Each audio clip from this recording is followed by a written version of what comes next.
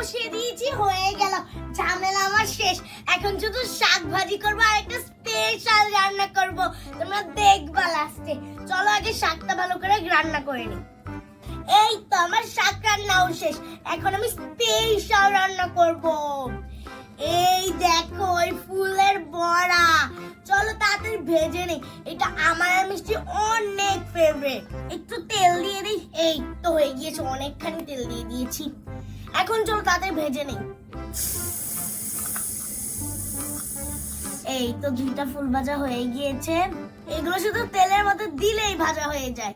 চলো এখন মিষ্টিকে খেতে দেই। ফুল ভাজি দিয়ে ভাত খেতে কিন্তু অনেক মজা। এই দেখো ভাত বেড়ে নিয়েছি, এখন মিষ্টির অনেক পছন্দের জন্য মিষ্টিকে 3টাই দিয়ে দিলাম। এখন একটু শাক দিয়ে দিই মিষ্টিকে। এই নে মিষ্টি তোর ভাত, তাড়াতাড়ি খেয়ে নে, তোর জন্য ফুলের বড়া আর শাক রান্না করেছি, তাড়াতাড়ি খেয়ে বল তো কেমন হয়েছে।